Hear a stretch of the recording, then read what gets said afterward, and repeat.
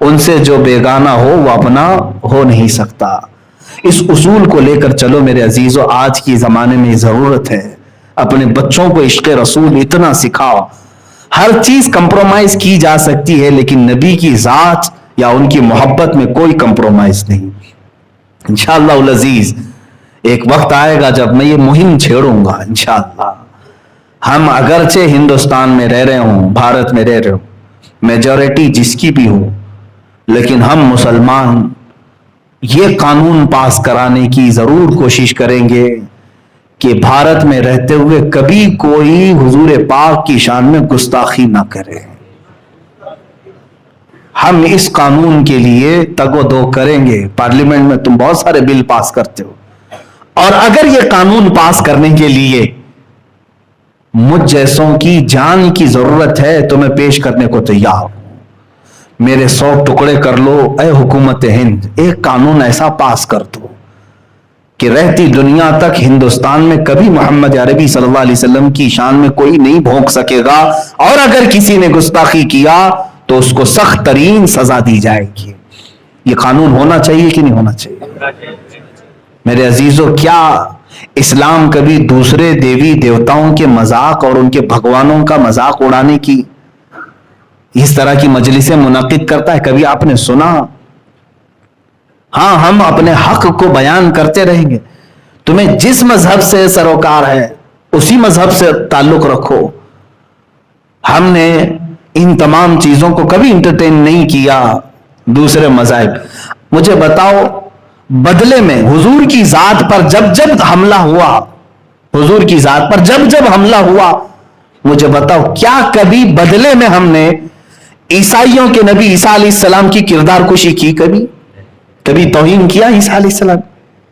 ارے ہم وہاں پر بھی سمجھتے ہیں کہ اگر توہین کرے تو یہاں سے بھی ہم نکل جائیں گے. پھر جتنا تم نہیں مانتے اس سے کئی درجے ہم عیسیٰ علیہ السلام کو مانتے ہیں. یہودیوں نے اگر حضور کے کارٹون بنائے تو کیا ہم نے بدلے میں ان کے نبی موسیٰ علیہ السلام کے کارٹون بنانے کی اجازت دی؟ کبھی کیا ہم؟ ہندو اگر بھونکنے لگا, کوئی بھی ایسا آتنکی ہندو جو نبی کی ذات پر, میرے رسول اکرم صلی اللہ علیہ وسلم کی ذات پر مغلظات بکنے لگا, تو کیا ہم بدلے میں کبھی رام کرشن یا وشنو فلاں فلاں اتنے جو ہیں ان کی کردار کشی کی؟ ان کو ننگا کر کے دکھایا کبھی ہم نے ان کو گالیاں دی؟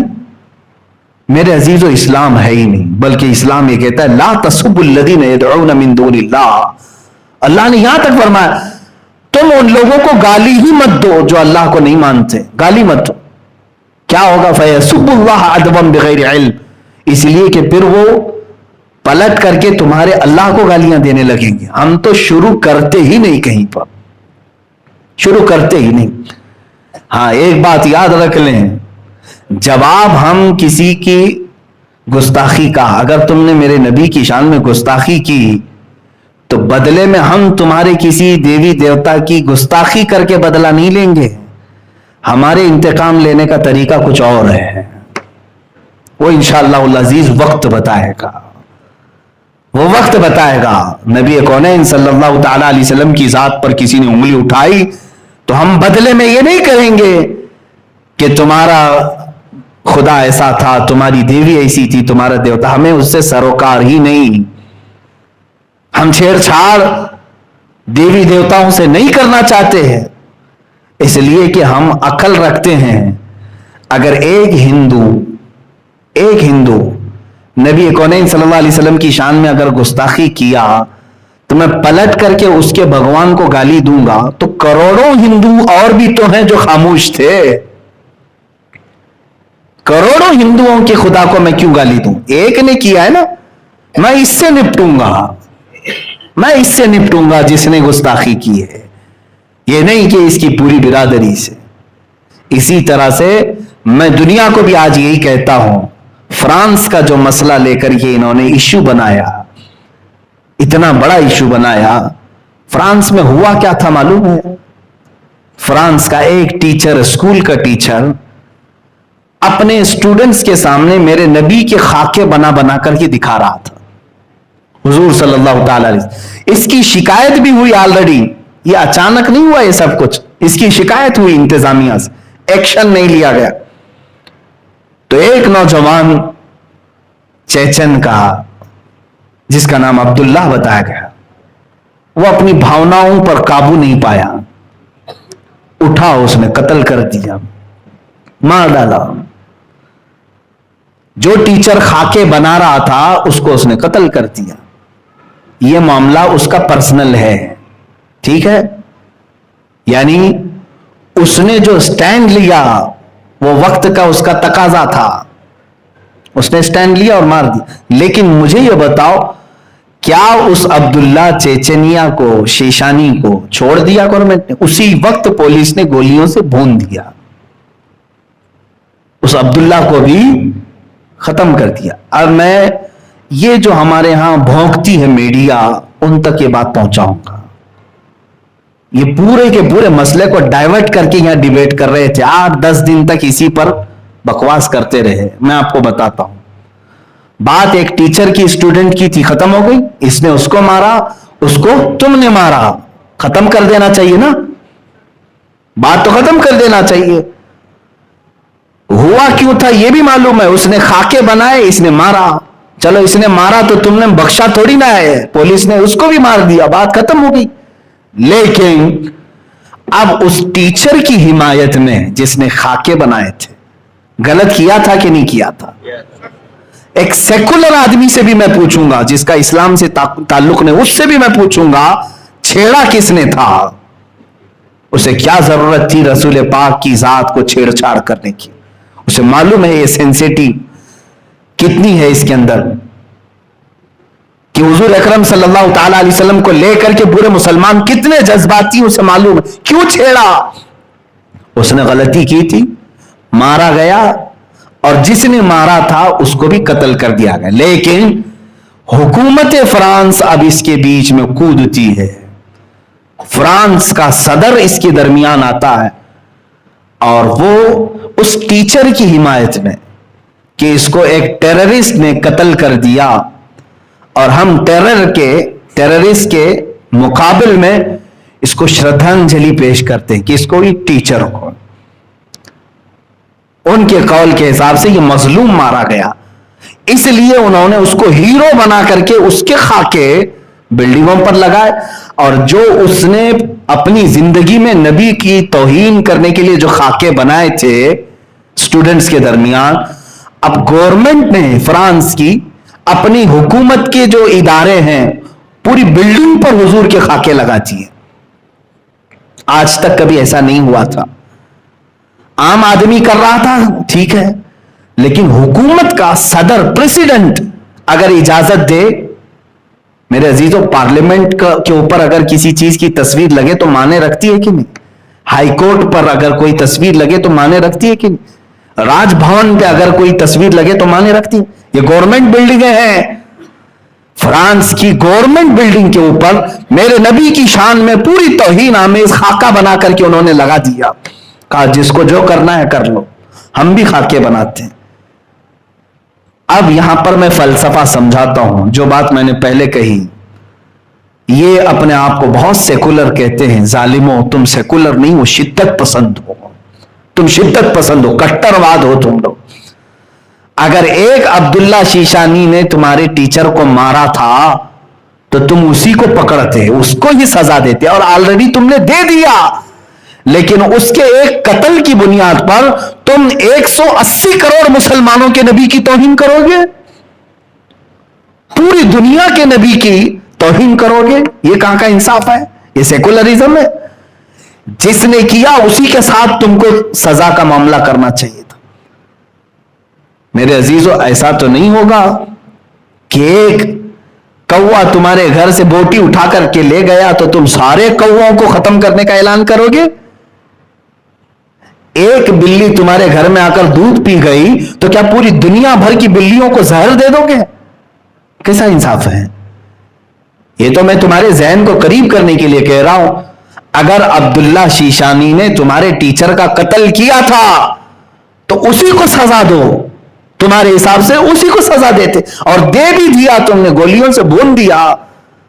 لیکن یہ کیا کہ پوری دنیا میں جو آباد مسلمان ہیں 180 کروڑ کے قریب مسلمان ہیں، 180 کروڑ مسلمان، 1.25 ارب مسلمانوں کے جذبات سے تم نے کھیلا، ان کے نبی کی توہین کی۔ اس لیے آج ہم نے فرانس کے خلاف سخت ایکشن لیا، اس کی مصنوعات کا بائیکاٹ کرنے کا اعلان کیا۔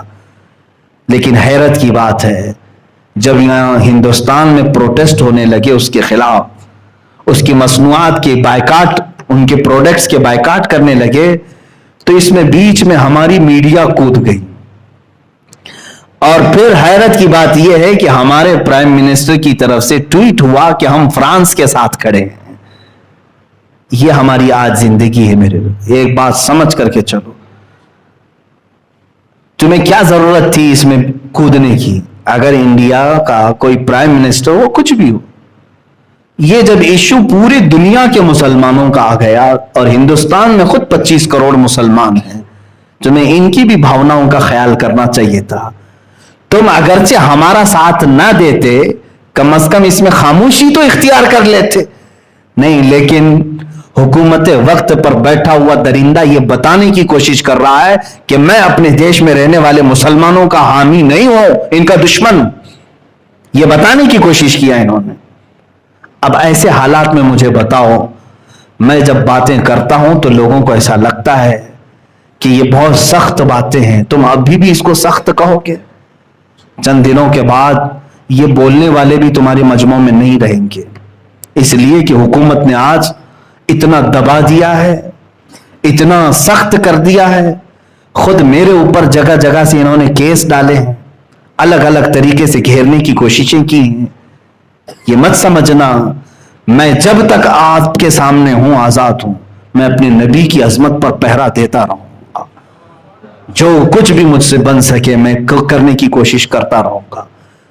عزیزان گرامی وقار، مجھے میرا انجام معلوم ہے، ظاہر سی بات ہے میں آگ سے کھیل رہا ہوں۔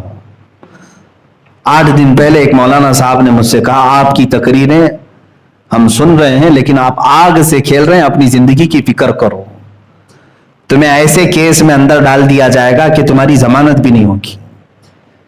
مجھے ایک مولانا صاحب نے کہا، میں نے جواباً یہی کہا، اس طرح بھیڑیے اور کتے کی طرح آزاد جینے سے بہتر ہے کہ میں جیل کے اندر بیٹھ جاؤں، تاکہ میں کل قیامت کے دن نبی کو منہ تو دکھا سکوں۔ اگر رسول کریم صلی اللہ تعالی علیہ وسلم نے سوال کر لیا، جب تیرے ملک میں اور جہاں تو رہ رہا تھا مجھے گالیاں دی جا رہی تھی، اور تو اپنے ٹھاٹ باٹ اور شان کے ساتھ گھوم رہا تھا، ہم میں سے کسی کے پاس جواب نہیں ہوگا، بلکہ میں تو اس فکر میں رہتا ہوں کہ پتہ نہیں قبر میں رکھنے کے بعد اگر حضور تشریف لائیں تو ہم چہرہ ملا پائیں گے کہ نہیں ملا پائیں گے۔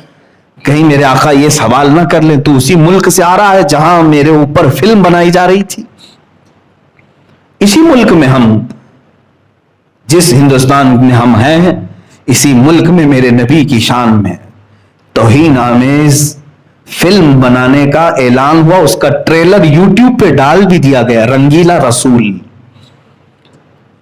کیا یہ ہم سب کو نہیں معلوم؟ میرے نبی کو رنگیلا کہہ کر کے فلم بنانے کا اعلان تک کر دیا گیا۔ 25 کروڑ مسلمان، ان میں بہتوں کے لیڈر بھی ہیں، بہت سارے سیاست میں بھی ہیں، لیکن ان کو کفار و مشرکین کی گود میں بیٹھنے کے علاوہ کوئی کام نہیں ہے۔ ان کی ہاں میں ہاں ملاتے ہوئے رہ گئے، مگر میری نبی کی عظمت پر کوئی بات کرنے والا نہیں آیا۔ اکا دکا ہوں گے الا ماشاء اللہ، میں سب کی بات نہیں کر رہا ہوں، لیکن یاد رکھنا اب اللہ ہم پر ذلت کو مقرر کر دے گا، یہ میرا میسج یاد رکھنا۔ وجہ یہ ہے کہ تم نے اپنی زندگی کو اہمیت دے دی، نبی کی ذات کو کوئی اہمیت نہیں دیتے ہو۔ تمہارے اوپر اگر کچھ ہو جائے تو تم آسمان سر پر اٹھا لیتے ہو، لیکن رسول پاک کی ذات کے لیے تم میں سے کوئی کھڑے ہونے کو تیار نہیں ہوتا۔ میرا یہ پیغام سارے مسلمان سنیں، میں سب تک یہ بات پہنچا رہا ہوں۔ اقبال نے سچ کہا، بمصطفیٰ برساں خیش کے دی ہم اوست، گربعو نہ رسیدی تمام بول حبیس، اے بندے تو اپنے آپ کو رسول تک پہنچا لے، یہی دین ہے پورا تیرا، اور اگر تو ان کی ذات میں سیریس نہیں ہوا تو تجھ میں اور ابو لہب میں کوئی فرق نہیں رہ گیا۔ ابو لہب کی زندگی گزارنا چاہتے ہو؟ ابو لہب کی طرح جینا چاہتے ہو؟ عزیزان گرامی وقار، رسول کریم صلی اللہ تعالی علیہ وسلم کی جب جب بات آئی ہے قرآن میں، میرا رب کس طرح دفاع کر رہا ہے، آپ کو حیرت ہونی چاہیے۔ مکہ والوں نے جب یہ کہا وَدَّعَ رَبُّ مُحَمَّدٍ مُحَمَّدًا، محمد کے رب نے محمد کو چھوڑ دیا، اس لیے کہ 15 دن تک کوئی آیت نازل نہیں ہوئی تھی، 15 دن تک قرآن کی کوئی آیت نہیں آئی تھی، تو کافروں نے بات بنانا شروع کر دیا کہ محمد کے رب نے محمد کو چھوڑ دیا۔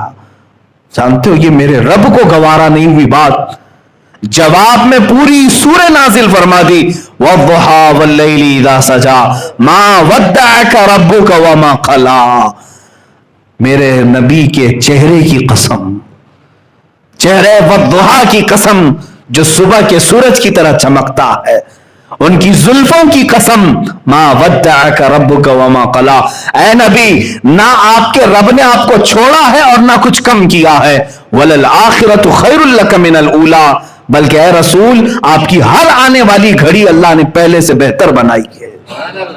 اللہ دفاع کر رہا ہے، ڈیفنس کر رہا ہے۔ تم اگر کوئی بھی بولو گے قرآن کی آیت نازل ہوگے، لوگوں نے کہا نبی کے بیٹے کے انتقال کے بعد ان کی اب نسل کٹ گئی، ابتر ہیں اب یہ، ابتر کہتے ہیں جس کی نسل کٹ گئی۔